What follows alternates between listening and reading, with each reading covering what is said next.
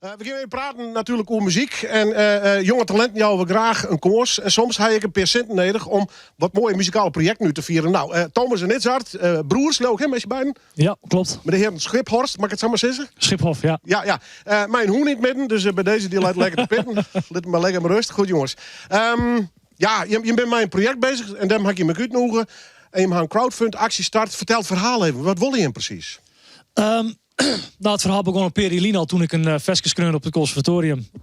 Een ballad, die neemde Back Against the Wall. En daar wist ik eigenlijk net zo goed wat ik naar Mayo moest. En toen we de pikken live spelen heen, bleek het toch dat het een heel protte mensen goed wist een rijtje. En toen zeiden we, nou, dan is dit het moment om er een goede opname van te maken.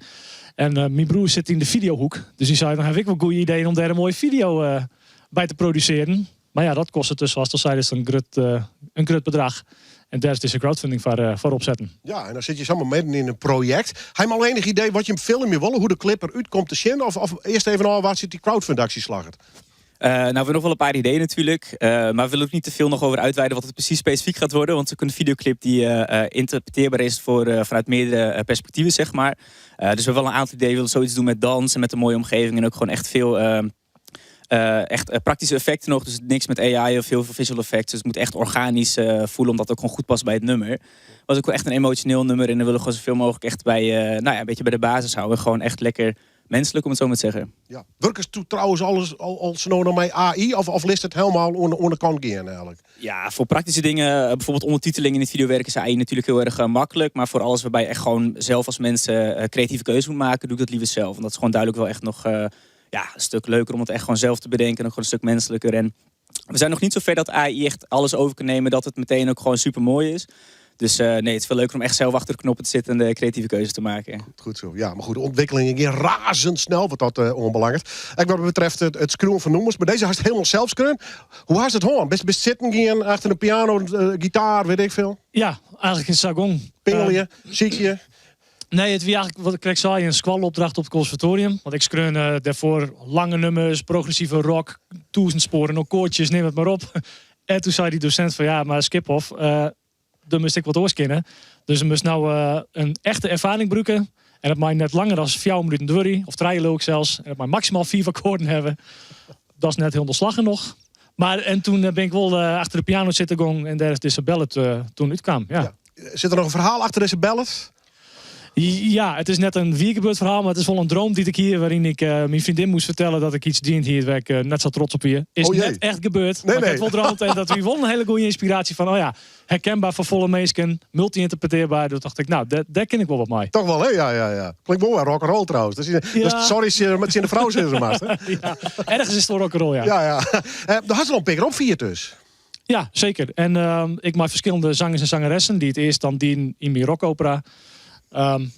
Maar nou zong ik hem voor het eerst heel nog zelfs. Ja, want hoe was het opnemen? Hoe was het aanpakken? Zo volle mogelijk zelf doen dus? Of? Nee, zo volle mogelijk live in 1 keer. Dus ik heb wel orenmuzikanten erbij. De Friese topmuzikanten mag ik wel sissen. Waar is erbij? Peter Krako, Peter van der Zwaag, Lotte Broersma, die kist op achtergrondzang. En mijn maat Jimmy, waar ik altijd mee spelen op bas. En we willen het live in 1 keer, maar strikjes en al op tape zetten. Zeg maar. Echt one take dus? Ja. Wauw, ja. Spannend.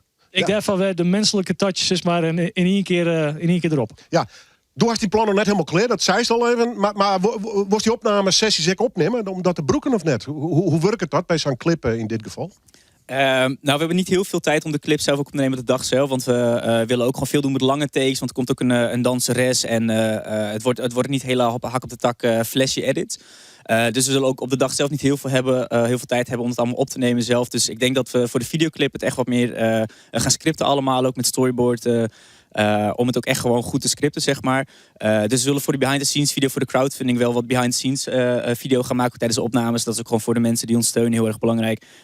Om die een beetje een idee te geven hoe het hele opnameproces gaat. En hoe dat... we beloven de mensen natuurlijk dat het echt een menselijke plaat wordt. En dan willen we het ook gewoon laten zien van hoe komt het dan tot stand. En achter de schermen, hoe gaat het dan? Zodat we de mensen ook iets terug kunnen geven van hoe dat hele project en proces gaat lopen, zeg maar. Hartstikke mooi. Maar nog hoop dat het slagen, want je maakt een crowdfund-actie op start. Ja. Je zit op 20%. Ja, klopt. De laatste 30.